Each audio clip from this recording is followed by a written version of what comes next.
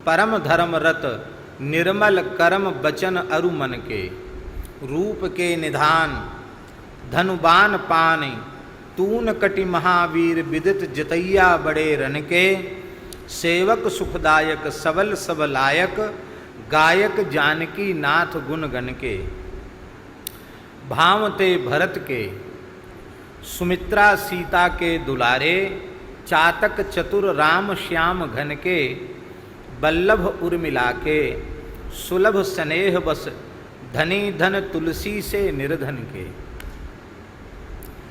कल इस पद की चर्चा हो चुकी है और बड़ी अद्भुत बड़ी प्यारी चर्चा हुई। अब पुनः उसको हम नहीं करेंगे, केवल पद का उच्चारण कर दिया।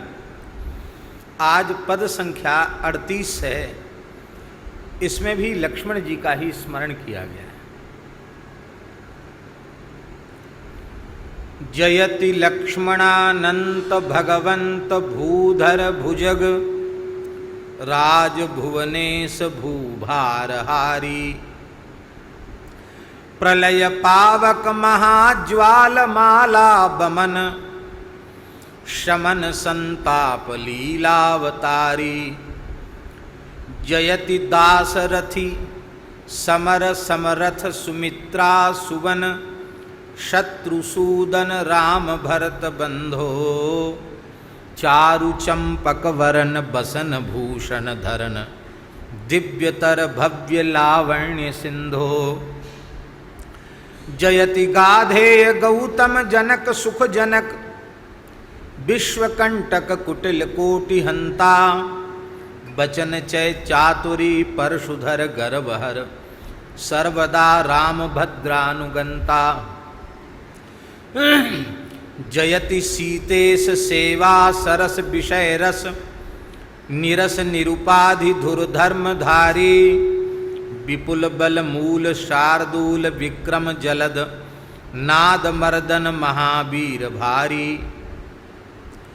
जयति संग्राम सागर भयंकर तरण, राम हित करण बरबाहु सेतु, उर्मिला रवन कल्याण मंगल भवन, दास तुलसी दोष दवन हेतु।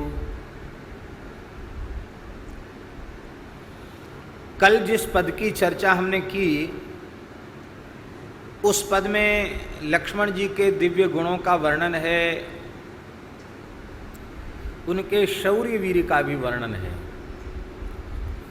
पर पद संख्या 37 में लखनलाल जी के माधुर्य प्रधान स्वरूप का वर्णन है, और इसमें भी ऐश्वर्य माधुर्य दोनों ही हैं। पर ये जो 38वां पद है, इसमें भगवान लक्ष्मण जी के ऐश्वर्य प्रधान स्वरूप और गुणों का वर्णन है। ये ऐश्वर्य और माधुर्य दो गुण ऐसे हैं जो भगवान को कभी छोड़ नहीं सकते। ऐसा नहीं हमारे वृंदावन के ठाकुर माधुर्य प्रधान है तो ऐश्वर्य उनसे छूट जाए, ऐश्वर्य तो रहेगा। ऐश्वर्य माने ईश्वरता भगवत्ता, वो कहाँ जाएगी भगवान को छोड़ के। सूर्य की प्रभा सूर्य को छोड़कर कहाँ जाएगी, भगवान की भगवत्ता भगवान को छोड़कर कहाँ जा सकती है। भगवत्ता तो भगवान में रहती ही है, पर हमारे ब्रज में ठाकुर जी में माधुर्य का इतना प्रकाश है कि भगवत्ता तिरोहित रहती है, समय समय पर प्रकट होती है। द्वारिका लीला में भी ऐश्वर्य माधुर्य दोनों हैं, पर वहाँ ऐश्वर्य गुण इतना अधिक प्रकाशित रहता है कि भगवान का माधुर्य गुण थोड़ा छिपा हुआ रहता है। यहाँ लक्ष्मण जी के ऐश्वर्य प्रधान स्वरूप का स्मरण किया गया है। हमने पहले ही स्मरण कराया कि स्तुति के आरंभ में जयति शब्द का प्रयोग किया जाता है। जैसे हनुमान जी के 12 पद हुए तो वहाँ जयति शब्द आया, शंकर जी में भी जयति शब्द आया। ऐसे ही यहाँ लक्ष्मण जी महाराज के ऐश्वर्य प्रधान स्वरूप के निरूपण के आरंभ में स्तुति का आरंभ करते हुए सबसे पहले जयति पद का प्रयोग करते हैं। जयति का अर्थ है जय होती है। कस्य जयति, किसकी जय होती है? ले आपकी ही जय होती है। आपकी जय होती है इसलिए आपकी जय हो। हे प्रभु, आपका नाम लक्ष्मण है। लक्ष्मण शब्द का अर्थ क्या है?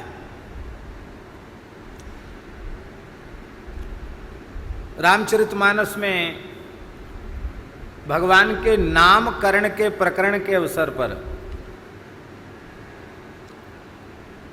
तो बहुत प्रसिद्ध है कि गुरु वशिष्ठ जी ने नामकरण संस्कार करते हुए लक्ष्मण जी के लिए कहा, लक्षण धाम राम प्रिय, लक्षण धाम राम प्रिय, सकल जगत आधार, गुरु वशिष्ठ ते ही राखा, लक्ष्मण नाम उदार। लक्षण धाम ये अत्यंत शुभ लक्षणों के धाम हैं, घर हैं। भगवान श्री राम के अत्यंत प्रिय हैं, सारे जगत के आधार हैं। ये सारा ब्रह्मांड इनके मस्तक पर ही विराजमान है। इनका नाम लक्ष्मण होगा। वशिष्ठ जी ने नामकरण किया। परम पूज्य संत श्री गोपालाचार्य जी महाराज कहते थे अपनी साधु साई भाषा में, बोले सीधा साधा अर्थ है जिसका मन कभी लक्ष्य से बाहर न जाता हो, जिसका मन सदा लक्ष्य में स्थिर रहता हो, उनका नाम लक्ष्मण है। लक्ष्य क्या है? जिसकी प्राप्ति के बाद फिर कुछ भी पाना शेष न रह जाए, जिसकी प्राप्ति के बाद फिर कुछ भी पाना शेष न रह जाए, जिस लक्ष्य को प्राप्त करने के बाद फिर किसी दूसरे लक्ष्य की अपेक्षा का अनुभव न होवे, वही जीवों का परम लक्ष्य है। और जीवों का परम लक्ष्य कौन है? जीवों का परम लक्ष्य एकमात्र श्री ठाकुर जी हैं। श्री रामकृष्ण नारायण ही जीवों का परम लक्ष्य है और भगवान में इनका मन निरंतर लगा रहता है, इसलिए इनका नाम लक्ष्मण है। वैसे आज बहुत ज़्यादा गर्मी नहीं है, यदि सबका मन हो तो ये बड़े कूलर बंद कर दें क्या? हैं?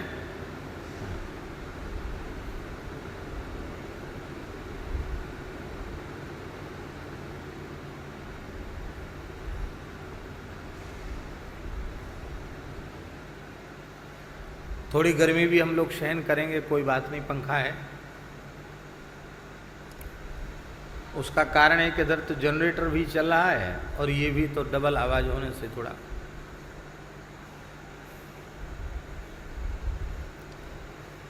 श्रीमद् वाल्मीकि रामायण के अत्यंत प्रसिद्ध प्राचीन टीकाकार हैं श्री गोविंद राज स्वामी जी, जिनकी टीका भूषण टीका है। ये भी आशीर्वाद प्राप्त टीका है। हनुमान जी ने आज्ञा दी थी आप वाल्मीकि पर टीका लिखो, और टीका लिख करके आपने हनुमान जी को अर्पित की तो हनुमान जी ने उस पर हस्ताक्षर किया। इसलिए